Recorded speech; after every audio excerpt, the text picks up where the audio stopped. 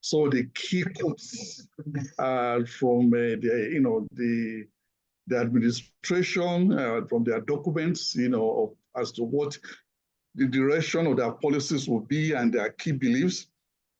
We also look at the reforms that have been undertaken. Professor Wayime has mentioned the flagship reforms, and then we'll do some brief impact assessment of that, of the reforms. Then we want to ask whether there is some semblance between what we are seeing now and what we have seen in the past under the social adjustment program. Is it a deja vu, or there's something different, that what we are seeing now from what we had in the past? Then what are the policy lessons learned? Then I'll briefly talk about the outlook, in the next 2 years, and then recommendations, and we conclude. Now, so what is tokenomics? I've seen this word or this term variously used. Now, we say what it is not.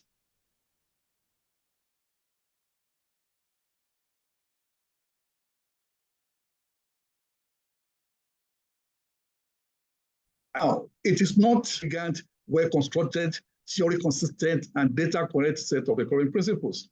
Okay, so you have schools of economic thoughts, that are based on elegant theories and data and economic principles. This is not what is tokenomics.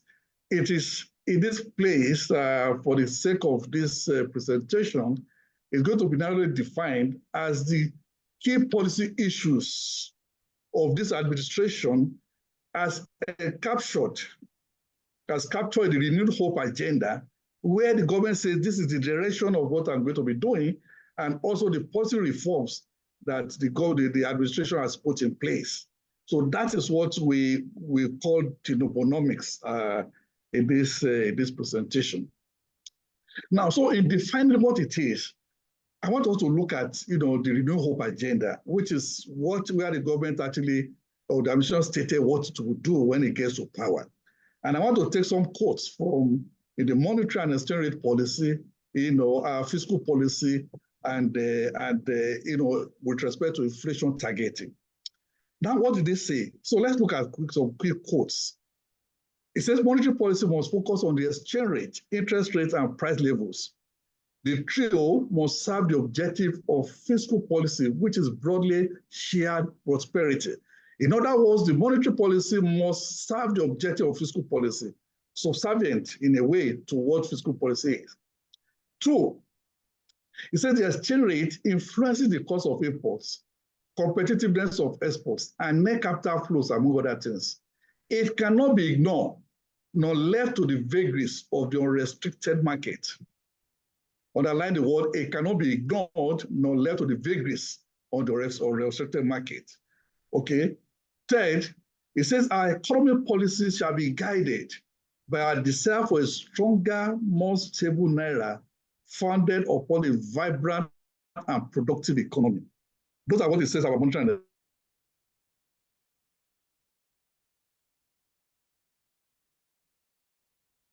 So the budgetary system we're going to implement will be based on the projected levels of government spending, which optimizes growth and jobs without causing unacceptable level of inflation. In other words, the government is saying that, look, my expenditure or my spending is not going to be determined by my revenue. Okay? It's not going to be determined by what I get from revenue. It's going to be determined primarily from my growth objectives and job, to create jobs. So there's going to be a delink in some way from that. Then with respect to trade, it says I'm going to focus on import substitution. So that's going to be the direction, of the trade, that trade policy.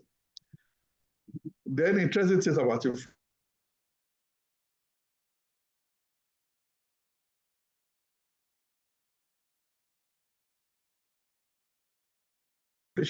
and production disruptions beyond the control of any one government.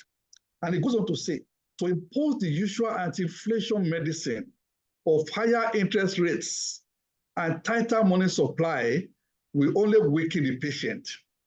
The answer to supply-driven inflation is not to suppress normal aggregate demand levels. To suppress demand will result in an overall loss of economic activity and jobs. Worse, since the inflation is greater than supply side issues, placing the weight on the demand side will do little to answer the root cause of current inflation problems, and will be punishing the people. It says, let me just put this, sorry. It says, we punish the national economy and the public without deriving any meaningful benefits. Now, so again, when you look at what it's contained in this renewable agenda with respect to inflation and some of these other things, you start to see what you can call not the separation between what they said they would do, I mean, what was envisaged, the way they look at inflation and some of these other macroeconomic issues before the government came in, and what the government is doing now. Okay, is it that there are things that government did not know before that they know now, or is the implementation, especially with respect to inflation, there's some disjoint between the vision of the monetary policy authorities and the fiscal side? Because what it says here is that, look, this is supply side, it's not monetary, and if you just tighten, it's going to create a lot of problems for the economy. Anyway, let's just go on.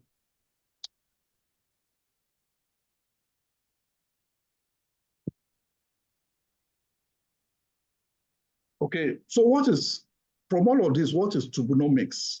So when you look at it, yes, the government has implemented some market-based, what seem liberal policies, but from the Renewed Hope agenda, and what the government says is the underlying objectives or their strategy, it is not strictly a fully liberal or market-based system that this government seeks to promote.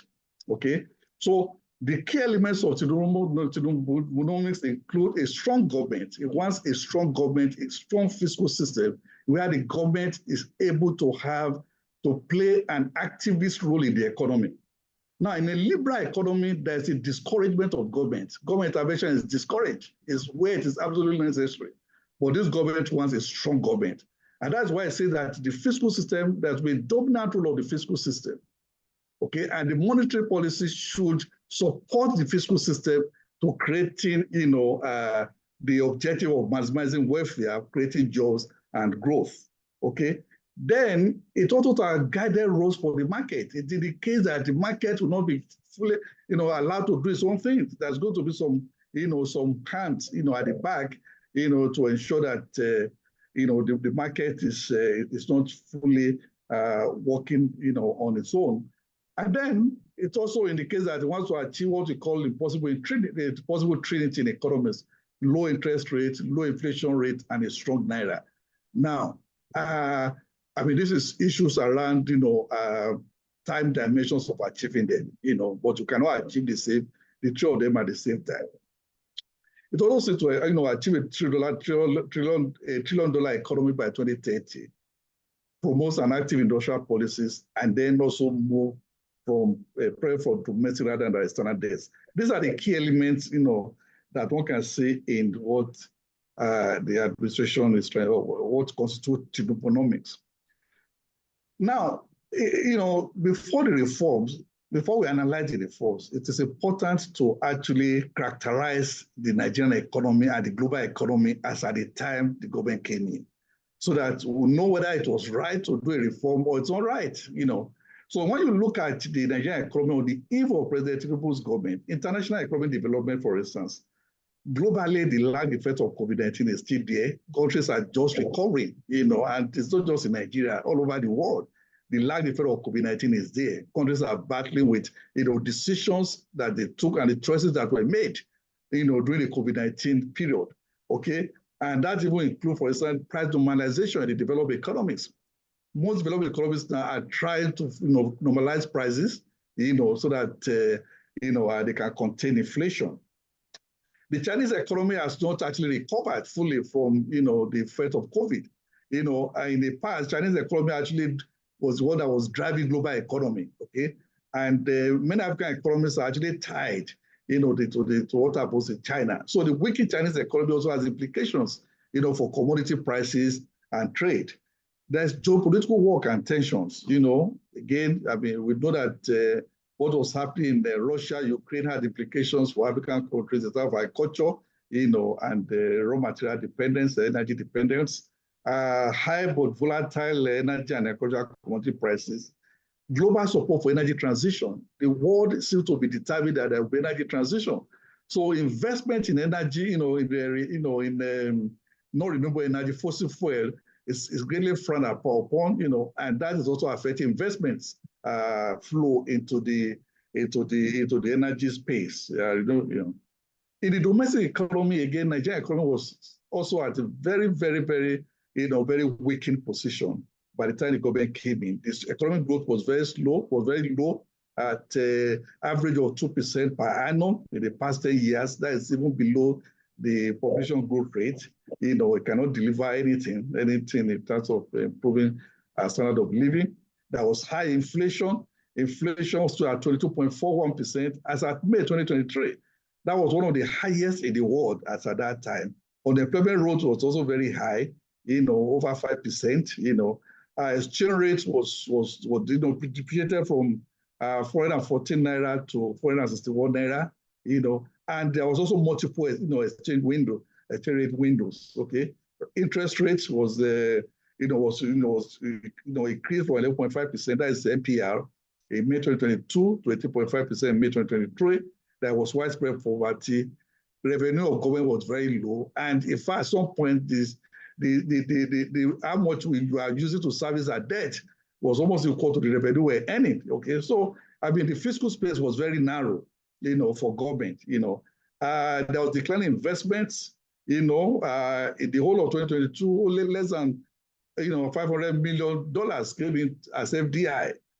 Production of oil was declining. So the economy was at a very, very weakened stage as at May 29, 2023. So the choice that the government then faced was, do we maintain the status quo or there should be a reform, so that we can salvage the economy, okay?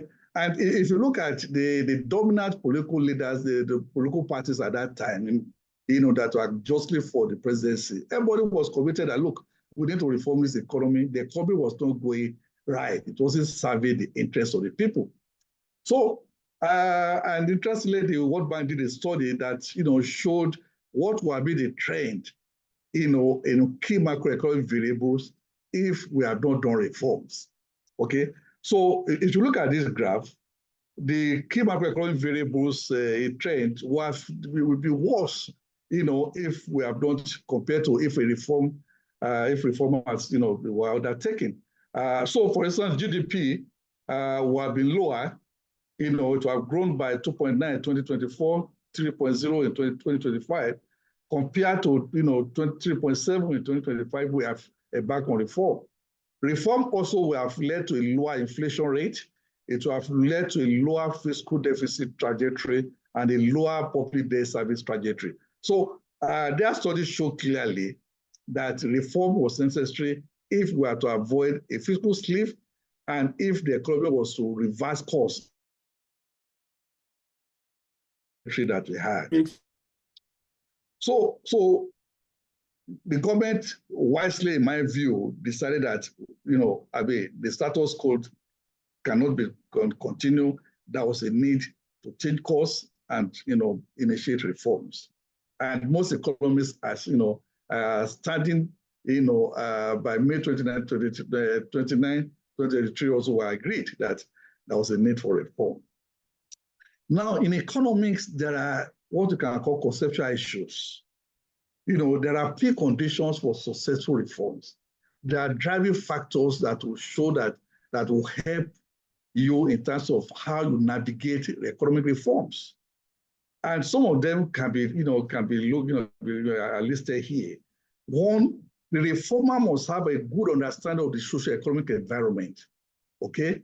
The stylized facts about the economy and the structural constraints, okay? So it's not just sufficient to bring reforms, because, the environment is clear and the other countries are doing it, or because it's being imposed on you, without understanding the socio-economic environment and the stylized parts, of the economy where you want to carry out those reforms.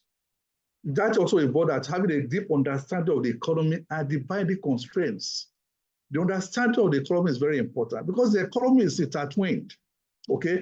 It's like a body, it's like the circular flow of, every part depends on other parts. Every sector has implication on other sectors. When you touch one market, it has implication on other markets, and so on and so forth. There are some constraints that you can relax in the short term. There are some constraints that you cannot relax in the short term, and they have to be, long terms. And all of those things are very important in designing your reform. It's important to have proper timing, sequencing, and phasing of reforms. Very important. Then you must also be able to communicate. There must be a good understanding and communication of reforms by the reform leaders. When you are taking people on reform, it's not like if a patient goes to a medical doctor. A good doctor will tell you, okay, I'm going to take these drugs. These are the likely effects that will occur. The next 2-3 days, you're going to have these reactions. Please report back if we need to change the drugs, we need to change it. But if you do this is what will happen. So the doctor takes the patient through that communication is very important. So that when the patient starts seeing some reactions, he or she will know those reactions were part of what to expect from taking these drugs. So there must be proper understanding and communication of reforms by the reform leaders. Then you must have reform champions, those who are credible, who are competent and accessible. Those who will come into the public space that people respect and are able to communicate what those reforms are doing. They're able to show the examples. In the past, we have people like Kojo Weala, we have people like Jadeshino, Soludo, and the rest, some of them, that were able to, communicate. They are like reform champions. They believe in it, they are respected, and they're able to communicate. That is very important. Then there must be leadership by example by those in government. If you ask people to do this, then you must also lead by example. I mean, we saw what happened during the time of Obasanjo, first time of Obasanjo, when they called low cost, low or something, when they were trying to get Nigerians to reduce, to do some austerity measures. The government led by example. The government in that time, everybody was using 504, and they made the Nigerian vehicles. Then it's also important to have alternative policy scenarios to anticipate adjustment options. When you do adjustments, like I said, the adjustment will have intended or unintended effects. There are various sectors that will gain, there are sectors that will lose. There are markets that will be affected. There are socio-economic goods that will be impacted. And then there are some things that you may not anticipate. So you must have a laboratory, okay, where you can try out alternative policy scenario. If this happens, how do you respond? If this happens, what is going to do? So you are prepared, for the reforms, instead of the reforms. So that will avoid reversals because you already know what you're going to likely to happen and what you need to do. Then, last but not the least, is that you also have to have, adequate mapping of the economy-wide effects, okay? It's necessary. You must be able to know the economy-wide effects, and be able to also take care of those who are going to be negatively impacted, okay? The reforms will bring winners and losers. And social welfare theory dictates that you must find a way of compensating or taking care of those who are going to lose out from those reforms. So those are very important in my view. Now, there are various policies that this government has enunciated, and I don't want to go through them, but because of time. So in the area of monetary and exchange rate policies, there are quite a number of steps that have been taken, just beyond the harmonization of exchange rate, and inflation tagging. There are so many things that the government did done. In the area of fiscal policy, they've set up a committee, they've removed fuel subsidy, expanded the number of ministries, And like somebody said, there are almost 4 budgets that are even in operation now, So the real sector, again, number of activities that the government has listed and are implementing. But the key flagship reforms, and I think Professor Wayemi, the chairman, may alluded to them, is the petroleum subsidy removal, the unification and the floating of the naira exchange rate, the tax reforms, and maybe again you can then also add the removal of the increased electricity price.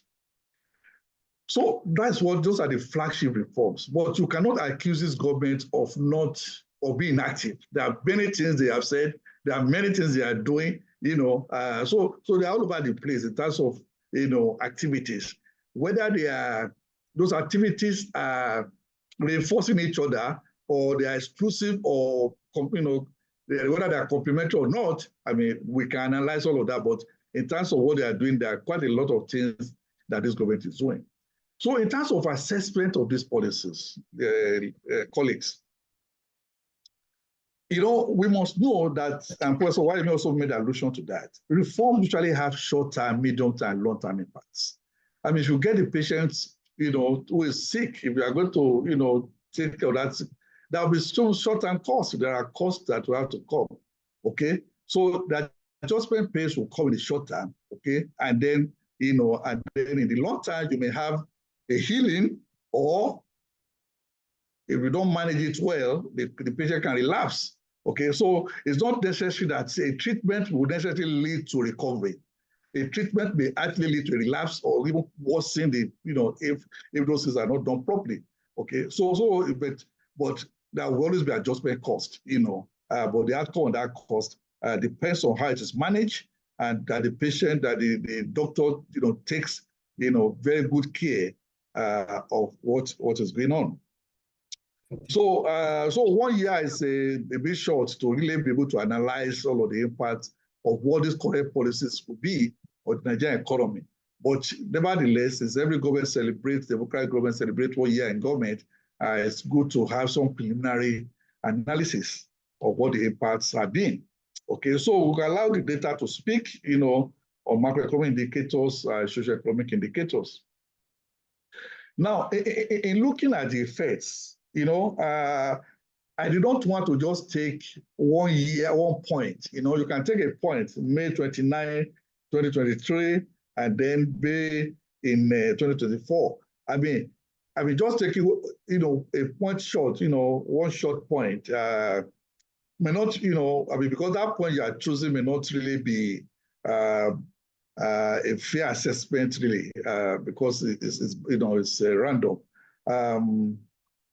So what I've done is to look at 1 year before, so that I can take an average of 1 year before the reform, or before, and 1 year after, so that you are not looking at a point estimate, you are looking at an average. Okay, in my view, that should provide a fairly, more balanced view or assessment. So, but if we look at the macroeconomic variables, inflation rate, monetary rate, exchange rate, external reserves, and others, you'll see that, things have actually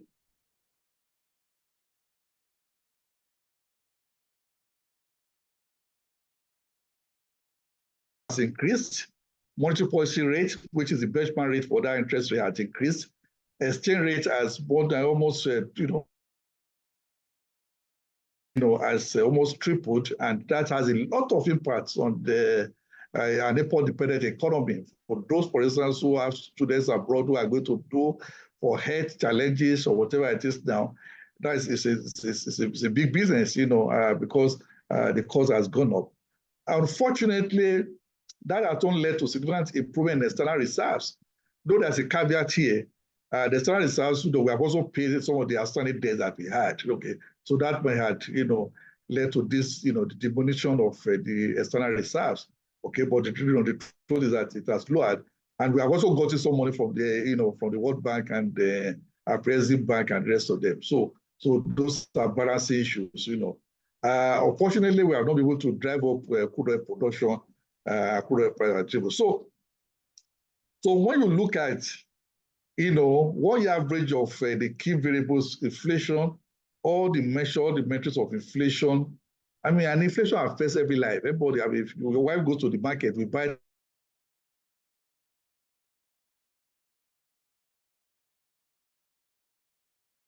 or yearly average, we'll see that, inflation, all measures of inflation, headline inflation, food inflation, core inflation had actually increased significantly, especially food inflation, as accelerated, in the last one.